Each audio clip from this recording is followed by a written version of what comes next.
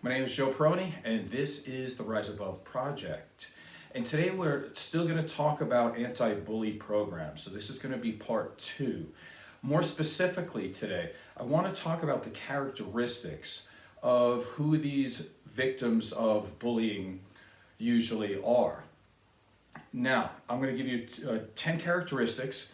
At the end of the show, I'm going to give you one extra. And what that's going to do is that's going to lead us into our third show.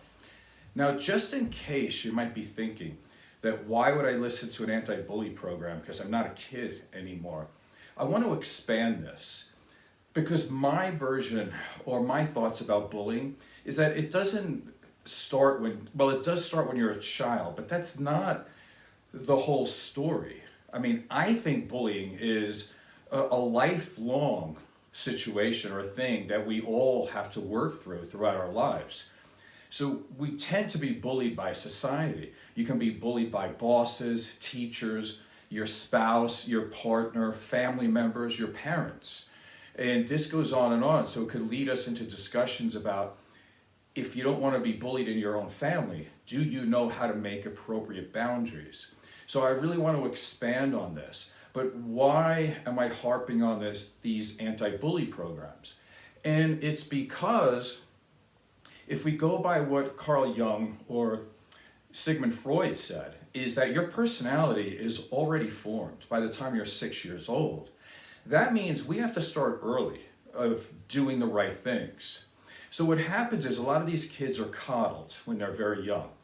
And it already starts this thing about them not having any trust in themselves and in others, and having no self-esteem. Then they start school at about 5 years old, and then we're already coddling them there with these anti-bully programs, which are absolutely and completely counterproductive. Then pretty soon they're teenagers, and then pretty soon they're 45-year-old adults, and they're still going through life being bullied. We'll get into the specifics of that a little bit more. But the first thing I want to do today, I want to show you one of the problems that happens when we start to look at bullying victims as heroes, where we all want to be the biggest victim. Now, I want to show you this. It's off of TikTok. I don't know if I can actually show you the video because I think there might be a copyright strike or something, but I'm going to explain it and then I'm going to let you listen to it. But let me explain this. There's a mother and she's hugging her child. And I don't know how old he is. Probably looks somewhere between 10 and 12. And he's a boy and he's got really long hair.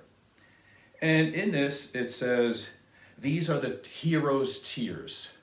And what the problem was is that he wants to grow his hair long so he can cut it off for cancer survivors, which is a noble thing to do. There's nothing wrong with that, of course. But here's what is wrong with it. The mother thought it was a good idea to go back and stage her son's pain by getting the camera ready, filming it, hugging him, and you can hear him screaming here. Now, I don't know if she just put that in as a sound effect, but even if she did, that's worse, right? So what is the point of holding your son up and saying he's a hero and in front of the whole world staging a video with him crying in your arms? Like, it makes no sense. From my point of view, she should get a knock on her door from CPS and ask her, what is she doing? Because if you want to talk about bullying, she's bullying her own child. Like, this is ridiculous. I can't imagine any time in my life that my parents would have said, "Oh, Joe, you feel so bad and hurt, and let's, instead of having a good talk about this, about how you feel, let me get out the camera and film you and then put it on TikTok so 1 million people can stare at you screaming and crying while I'm videoing you." Like, she's actually videoing child abuse. And this is insane. And no one's saying anything negative. Like, I was reading through the comments and everybody was like, "Oh, you're such a great boy. You're such a hero." And he's a good kid for wanting to do what he did. Absolutely. But The bigger conversation is why can't he stand up for himself? If he really believes that he wants to grow his hair long for cancer survivors, he should be able to look everybody in the eye and say that, because it would be important to him. But he's not being taught that. He's being taught that he's a hero because he's crying over it. And that's where the problem is. So let's see if I can get this back here. And let me see if I can turn it up so everybody could hear it.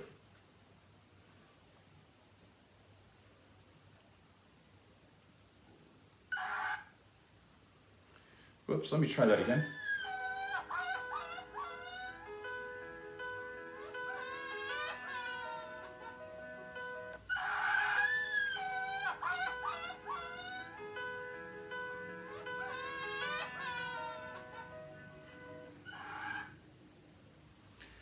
Does anybody think that that's appropriate? Where does behavior like that come from? It comes from exalting people who are supposedly bullied. Now, he wasn't even bullied. He was made fun of because he wanted to cut his hair off or he was growing long hair. You know, it's interesting. Here I sit, right? And I got Jimi Hendrix behind me. I got Roger Daltrey. Well, you know, besides the fact that they're amazingly talented, what are they known for besides all, you know, their hair? Like, you are in great company if you're a man and you grow long hair. Take it from somebody like me who's 57 years old. The 80s were all about having long, beautiful, thick hair. And I, of course, had hair down to my waist like every other guy did. Like, come on now. Like, we're going to sit here and have this kid screaming his head off. And the mother's like, oh, I'm a good mother? No, you are not. You're actually abusive. So let's run through these characteristics of bully victims. And I might give you some anecdotal stuff here too as we go along, just to fill out the show. So number one, bully victims, they tend to be kids who are overprotected and coddled by their parents. Exhibit A, I already gave you that. That's super coddling there. Oh, you're a hero, but yet I'm going to film it and maybe we can get some likes. So the more likes you get can offset your feelings. Come on, it makes no sense. Where are the parenting skills in this country? Number two, people who are bully victims, they tend to have no idea how to cope in a non-protected environment. And just so we're clear, what is a non-protected environment? It's called the world. Everything is non-protected. Even in school, you can't be that well protected. Nothing is protected. People are allowed to speak their mind. They can say things. They can have difference of opinions. They can have different haircuts, hairstyles, clothing styles.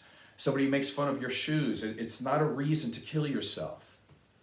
Let's move on. Number three, they have no confidence, and this isn't really all their fault. It's due to adults insisting on bailing them out all the time and not trusting their own kids to deal with their own peers.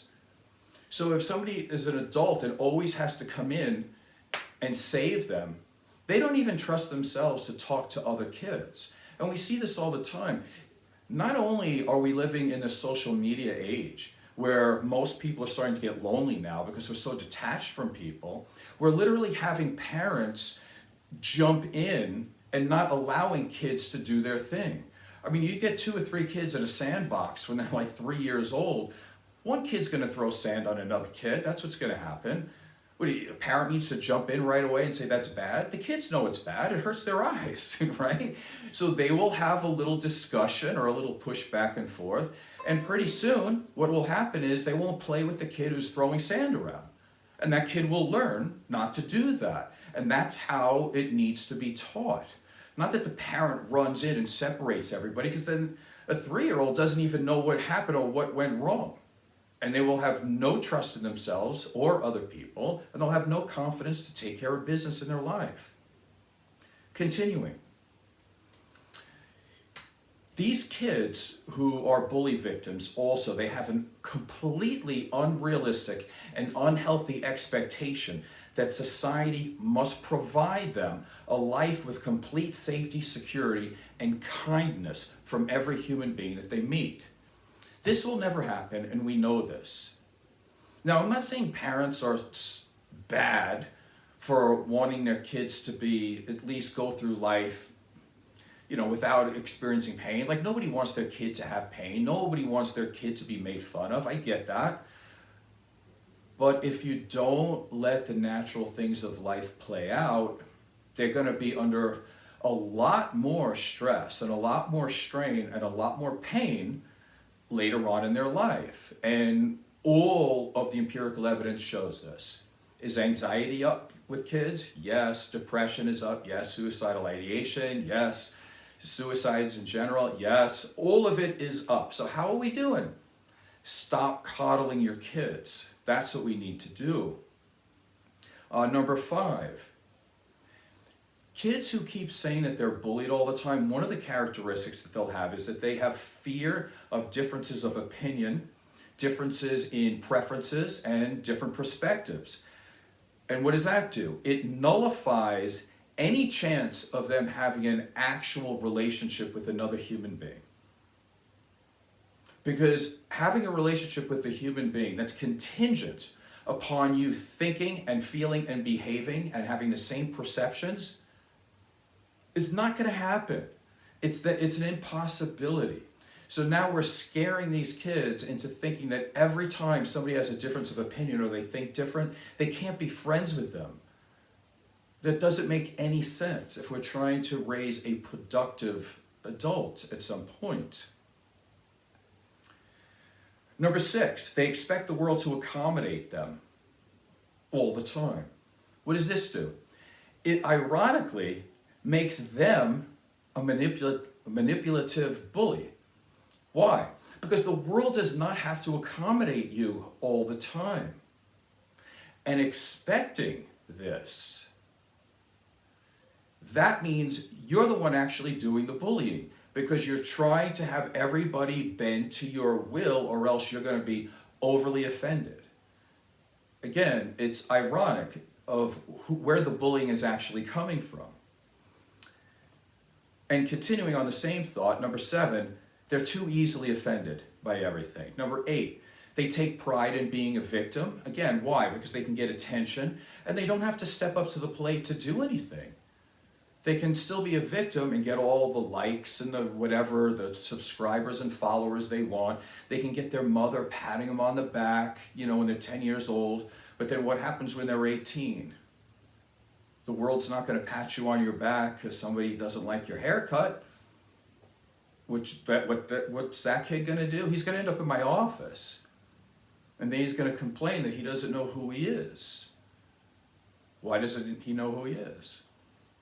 Because he bends and moves and shape-shifts to be anything that other people want, because he wants to just conform and to get along. And he also thinks that other people should be doing the same. It leads to depression and anxiety and a lot of other issues. Let's continue. They have no belief in a hierarchy. They believe that everyone is the same. What does that do? Well, ironically, it makes them incredibly disrespectful, because there is a hierarchy. Saying there isn't one doesn't make it so. Here's why not believing in a hierarchy is disrespectful. Because people like this, they do not acknowledge experts. They do not acknowledge that there are people who are masters at what they do. They don't acknowledge that there are people who have incredible authority and incredible experience that needs to be respected. There's a book out there, I forgot the name of the author, but he calls it The End of Expertise. Now, of course, that's not true, right? There is no end of expertise. There's an amazing amount of people out there who are experts. It's just that people now, because they can Google, they think that they're experts. So if you have a cardiothoracic surgeon and somebody knows how to Google a couple of things, that person thinks that they're on equal territory. I see this all the time in therapy. I can't go through a day without people diagnosing and talking about narcissism and everything else. Everybody thinks that they're a therapist. Took 10 years of school and 3,000 hours of an internship before I could even get a license. But somebody Googles something and then they think that they're a therapist. They think that they went through graduate school. How weird. So is that entitlement? Yes. So part of the bullying program here, and not accepting the fact that there's hierarchies, makes people incredibly narcissistic as well, and entitled to things that they shouldn't be entitled to. You want to work for 10 years, you want to go to school, you want to spend the money, you want to study, you want to work with people. Okay, well then there's the time, right? We can respect you for that. You know, all these people taking selfies, you know, listen, if you want to act like you're a better bodybuilder than the people winning shows, then go up there and go into a show and win one. Don't put one naked, half-naked picture on social media and get a bunch of likes and followers and think that you're somehow winning something. You didn't. That's entitlement and narcissism. It's not expertise. Moving on. People who say that they're bullied, one of the characteristics is that they tend to be too obsessed with external validation and extrinsic motivation. So what does that mean? It means that they're always looking for the outside to see if they're good enough or not. And they're motivated to do things by what they're getting out of it, whether it's, you know, maybe money or attention or something like that. One of the stories I can give you on this real quick is that from a very, very young age, I was super interested in sports, but I wanted to be bigger. So bodybuilding became my thing. Like, I wanted to work out with weights all the time. And I just didn't know who to go to learn this, especially at a young age. I did talk to my father about it a little bit. And one of the things that he led me to is say, hey, let's get some magazines. So I would hang out at the candy store, and I didn't have any money really. And at some point when the end of the month came and there were still magazines on the shelf that didn't sell, the guy who owned the candy store, his name was Howie, he would cut the little thing and he would hand me a free bodybuilding magazine. And I would have something to read in school during like study hall or whenever I had a break. So here's the issue. So at about 7th grade, so I was about maybe 11 or 12, I would sit in study hall or homeroom and read bodybuilding magazines. But back then, this is before Arnold Schwarzenegger was super famous in the general public. And what would happen is I would be reading these magazines and everybody would make fun of me.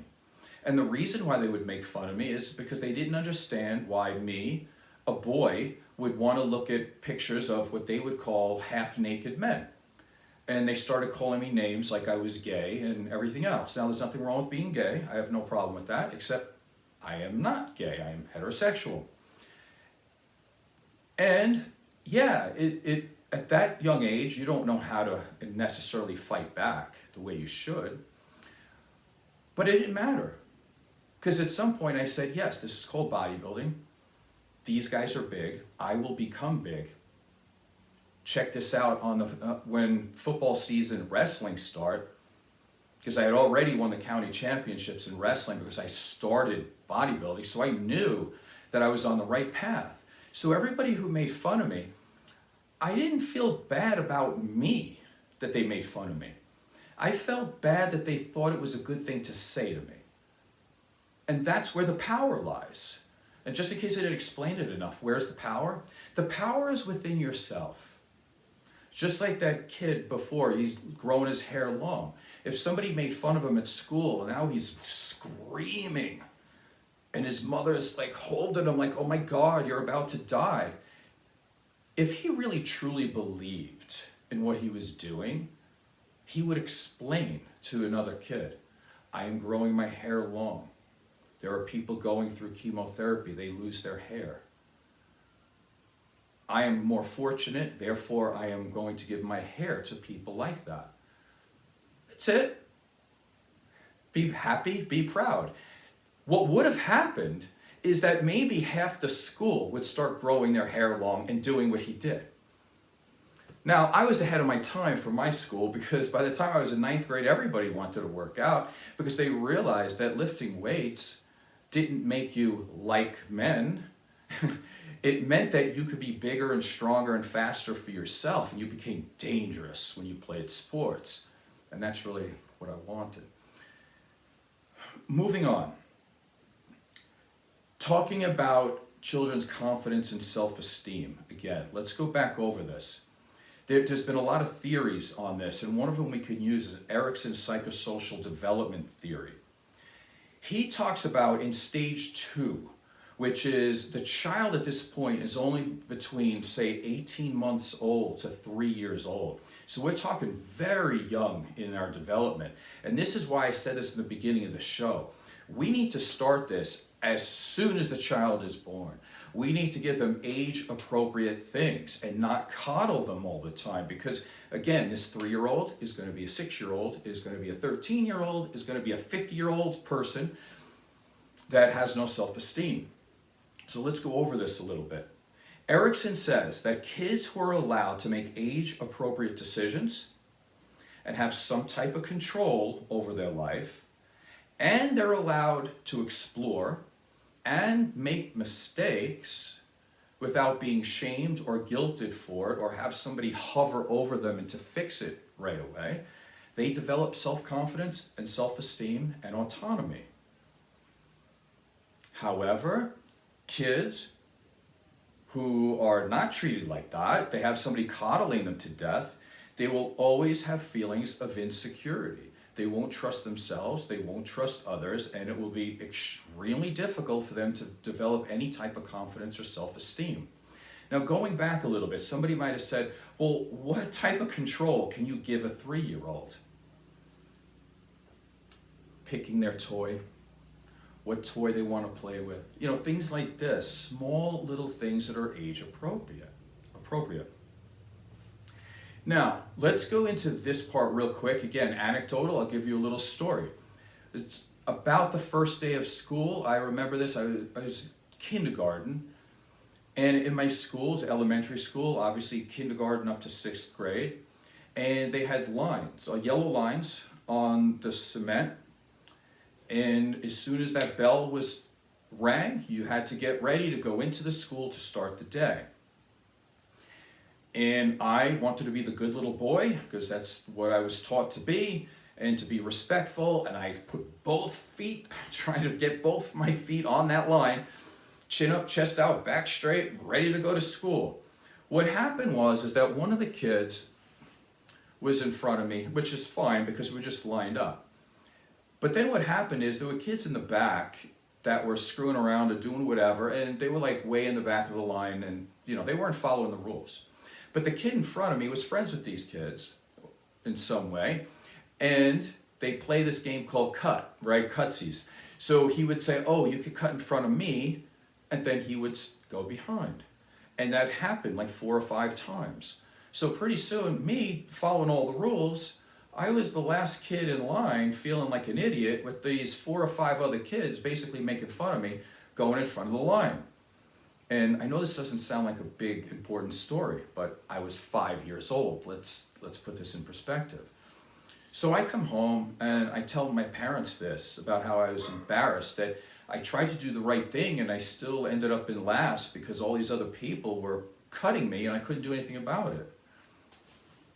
Victim, right? So my father says, okay, this is what you do. What you do is you make a fist. And what you do with this fist is you throw it as hard and as fast as you can at the kid who started this. And you throw it right at his nose. And I said, what? He goes, yeah, because if you throw it right at his nose, he'll probably try to move. He'll move left, he'll move right, he might duck. But it doesn't matter because you're going to hit something. And when you do, all of his friends are going to be afraid to come after you. So that's how you beat up 5 guys at the same time. Now, I'm not saying you should do this, okay? I'm not advocating that people go punch other kids in the face. But what I am saying is that when I went into school the next day and they looked at me and they had it out for me like, okay, here he is, let's do it again. And I wind up and I smashed this kid right in the face. Guess what? It never happened again. And here's the thing about that. It's not that important that it never happened again. What is important is that I realized at a very young age that I have some say If people treat me poorly, I could say no. I have power, whether it's physical at that time, or if it's emotional, or whatever it might be. But you don't have to stand back and take it. And it made me realize at a young age, not that I used these words at that age, but I realized I am somebody. I have self-esteem. I have confidence that if somebody tries to tread on me or anybody I care about, I can fix it. And I learned that at 5. So again, these bully programs do not work. Let me finish with this. So I'm going to add number 11 so we can segue this into the next show. Because again, I think bullying is a lifelong thing that we always have to worry about. You know, it's funny, just today I had a conversation with somebody, and this was a very young lady, and she was talking about growing up in a household where her stepfather was doing incredibly awful things to her, and I'll just leave it at that. And the mother stood around and didn't do much. When this young lady that I talked to today, who was a young child at that point, complained to the mother, she didn't do much and she didn't understand why. Now, I'm not saying that there's a good reason not to do anything. However, when you want to look at bullying, especially as you get older, one of the first things you want to do is to be able to be independent. You want to have a level of autonomy. Why? Because this person who made a very poor decision decided that if her child is being abused, that's an okay penalty to pay, because she did not want to just leave and be homeless. She had no financial backup. She didn't want to take her kids to a shelter. So she thought it was better that they had a roof over their head and some food, but the child would be abused sometimes. That was the trade-off she made. Again, I'm not trying to be judgmental here, but I'm just saying, if you don't have power and you give up your power and you don't know how to make boundaries and you don't have the power to make those boundaries and you don't have any way to be valuable in a capitalistic society, notice what I said there. I think everybody is valuable just by the fact that you're here. But in terms of capitalism, there's a difference of value. You can be the most valuable person on the face of the planet, the most beautiful, loving, compassionate, empathetic human being. But if you don't know how to extract money from a capitalistic society, you're homeless. And you're going to be bullied. That's just the way it is. People take advantage of people like that. There's a lot of, let's say, negative people out there. So let me sum this last part up quick. Characteristics of bully victims, or people who are bullied.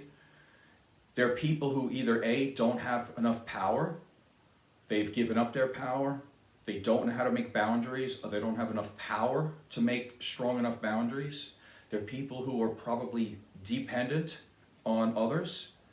And there's also some people out there that, for a lot of reasons, and I've talked about this on other shows, so we're not going to talk about it now, they place the relationship above and beyond everything, including their own health and happiness.